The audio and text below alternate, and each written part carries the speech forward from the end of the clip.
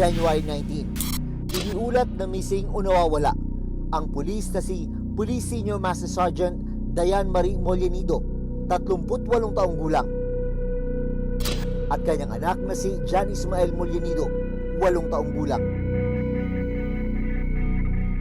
Mismo ang dating asawa ni Diane na isa ring pulis ang nag-report na nawawala ang mag-ina.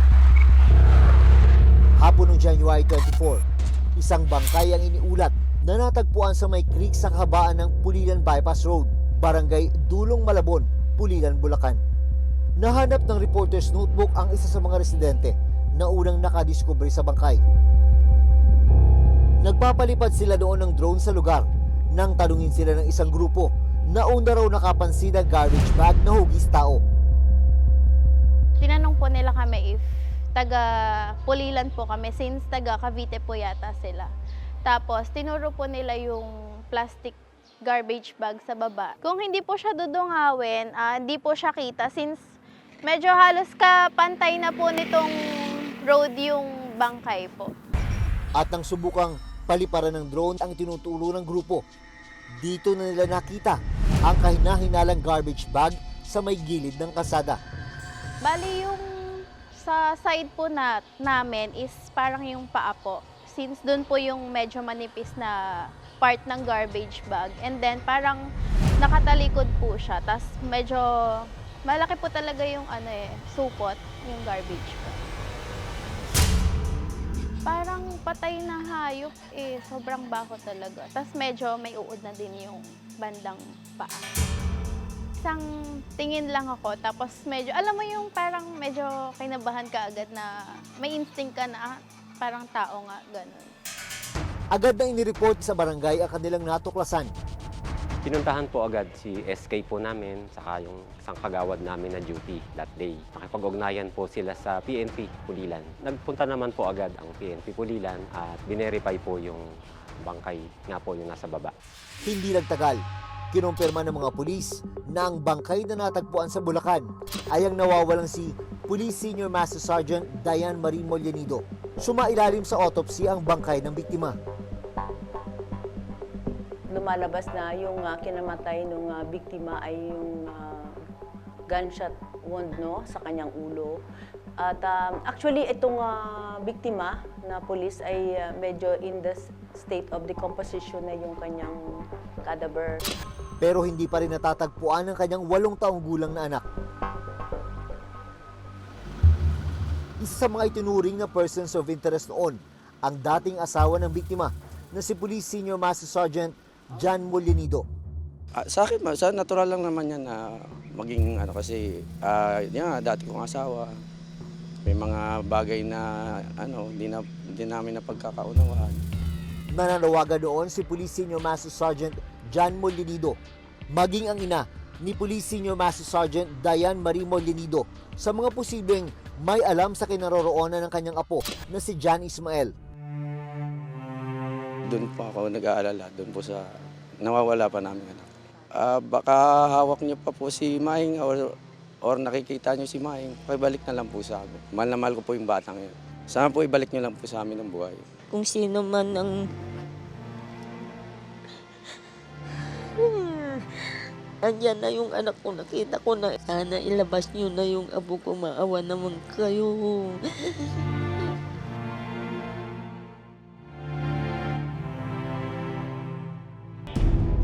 Agad ding binuo ng Philippine National Police National Capital Region Police Office o PNP-NCRPO ang SITG o Special Investigation Task Group para tutukan ang kaso.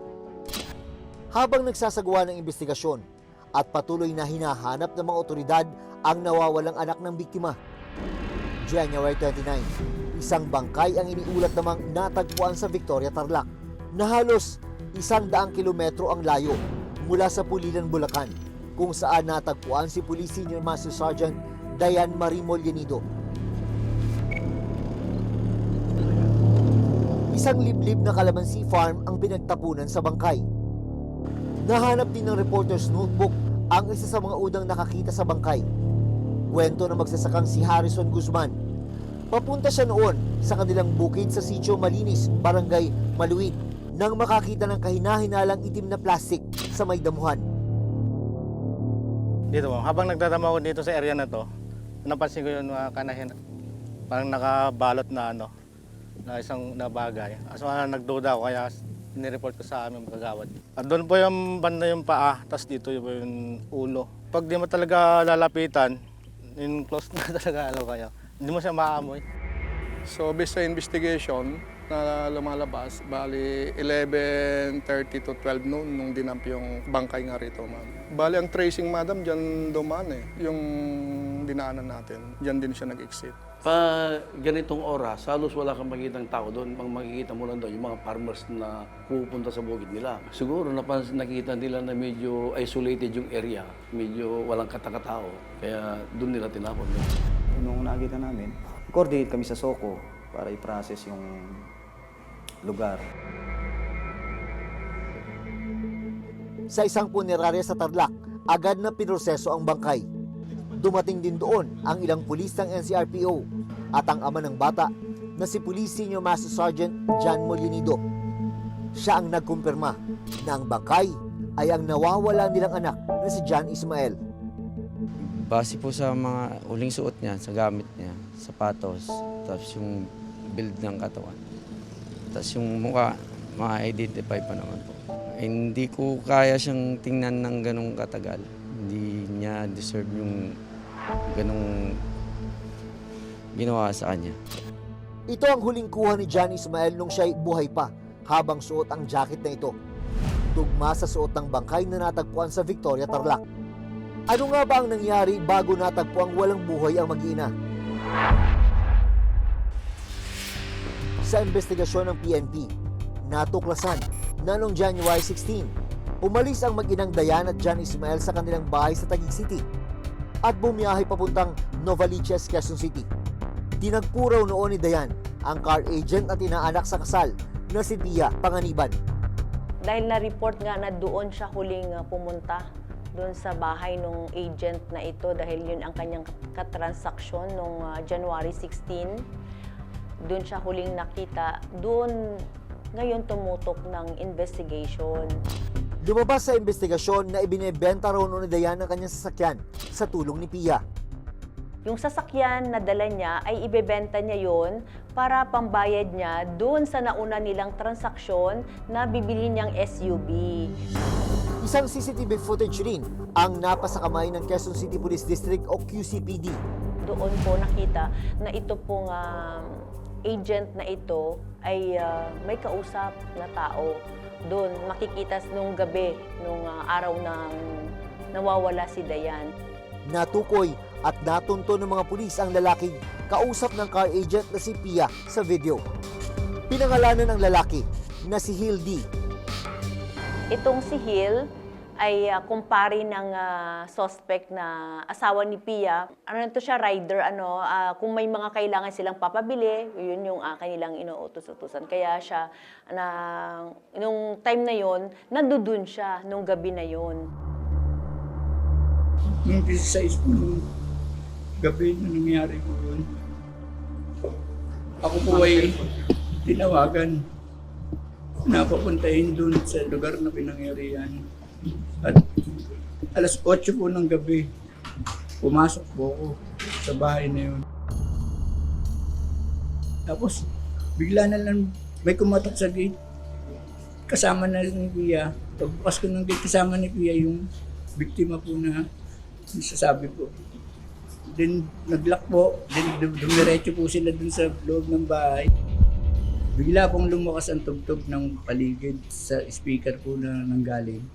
Then, bigla pong may kakaibang tunog na lumabas sa speaker na iba pong tunog. Tunog po talaga ng baril. At pagbukas ko po ng pinto, doon ko na po nakita na yun na nga po, binaril na nga po ng asawa ni Pia Katrina Chua yung hindi ko kilalang babae na nasa loob ko, na nakaganon po. Nakita rin daw niya kung ano ang sinapit ng 8 taong gulang na bata sa kamay ng mga suspect. Napakasakit po. Nakita ko na lang yung nangyari, binabalot na nila. Doon yung bata, buhat-buhat na nila yung kasawa nilagay dun sa bodega. wala nang buhay. Sa ginawang postmortem examination, asphyxia by suffocation ang naging sanhi ng pagkamatay ng biktima. Pagkatapos itapon ang mga katawan ng mag-inang Molinido sa magkahiwalay na lugar sa Bulacan at Tarlac. Sa hotel na ito sa Fairview, Quezon City, dumiretso ang itinuturong mga mastermind sa krimen. Kasama ng mag-asawa ang kanilang 3 anak na nag-check-in at lumabas sa hotel na ito. Didispose sila yung mga katawan. Merong, psychopathic criminal tendencies talaga kasi walang konsensya eh. Paano mo madadali yung anak mo sa participation of the crime? Diba? Anong klaseng utak ka na meron? Anong klaseng puso ka na meron? Na pati anak mo, sasama mo sa disposal and sa prosecution of the crime. Doon kami nagulat lahat eh. Pati anak kasama. They were at the scene of the crime. January 30, inaresto ng mga pulis ang mag-asawa at si D. Sagot ka. Opo, sir. Ikaw ay may karapatang manahimik. Ikaw ay inuuli namin. Salo pagpatay. Ikaw may karapatang kumuha ng sarili mga abogado na magtatanggol sa iyo. Wala. Sa salaysay na ibinigay ng mag-asawang Pia at Christian Panganiban, may tinuturo silang mastermind. Paano niya pinatay si Ninang? Pinaluhod niya po si Ninang. Saan? Nagpapakaawa si Ninang sa kanya. Saan niya pinatay si Ninang? Sa idol po. Pinaluhod niya si Ninang. Sabi niya, napakawala mong kwenta, napakasakit mo sa pera. Lahat ng ari-arihan mo sa akin na mapupunta. Oras na mawala ka. Narinig ko yung bata nag-iiyak. Sabi ko na ako yung bata mo akong gagalawin. Anak mo yan. Nitong nakalang Lunes, isang sospek pa ang sumuko sa mga pulis. Kinalala siyang si Maribel Panganiban, kapatid ni Christian. Una na siyang nagbigay ng panayam sa GMA Integrated News. Kayo po ba isangkot sa krimen? Hindi po. Ano lang po kayo, ma'am? Witness lang? Witness po ako. Ako po nakakita. Allegedly, ay nung 15 pa lang ay pumunta na siya doon. Namili sila ng mga garbage bag, plastics, yung mga tape, gano'n. Nung pag nagbalot, siya kasi yung katuwang nung magligpit ng mga bangkay. Ang 4, kasalukuyang nasa kustudiya ng Criminal Investigation and Detection Unit o CIDO ng QCPD. Sinampahan sila ng kasong 2 counts of robbery with homicide and theft. Si Hill ay inquested po siya noong February 1. At itong mag-asawa na si Pia at saka si Christian ay nag-avail ng Article 125. Ibig sabihin, naghingi sila ng for preliminary investigation. Sa profile checking na ginawa ng PNP, lumabas na may mga naging kaso noon ng mag-asawang sospek. Ito kasing mag-asawa ay talagang may mga history na rin sila ng estafa at saka yung sabay ansel, oo. Nadiskubre rin na isa palang dismissed police si Christian Panganiban. Pulis siya noong 2012 at na-dismiss siya ng 2019. He was dismissed from the service due to grave neglect of duty. Sa pahintulot ng PNP, pinuntahan namin kung saan nakakulong ang mga sospek. Pero habang kinukunan ng aming team ang mga sospek, Natatakot po sila. biglang nagbigay ng panayam ang isang sospek na si Pia. Wala ring abogado ang mga dinakip noong mga oras na yon. Hindi ko kayang gumawa na pumatay ng bata. Pero agad din kaming pinigilan ng PNP at hindi raw maaring ma-interview ang sospek. Samantala, inabsuelto naman sa kaso ang asawa ni Dayan na si Police Senior Master Sergeant John Molinido. Hindi nag-file ng complaint ang kapatid. Pero sa ngayon, itong si John ay under custody ng National Capital Region Police Office. Restrictive custody dahil person of interest pa rin siya. Sa isang press con nito Bartes, pinaliwanag ni DILG Secretary John Vic Rimulya, posibleng pinag-interesan daw ng mag-asawang sospek ang perang pinagbilan ng sasakyan ng biktima. Parang pinag-interesan yung 450,000 na presyo ng Innova na binibenta. Nabili na kasi, imbes ibigay sa kanya yung pera, binilil na siya. Dagdag pa ni Secretary John Vic Rimulya. Case closed na to at charges will be filed. Isa na lang po ang titignan namin yung anggulo ng asawa ni Dayan na si John Molinido. Patuloy pa rin yung ating case build-up doon at pangangalap pa ng mga ebidensya para po mapagtibay nga itong kaso na isasampa sa kanila.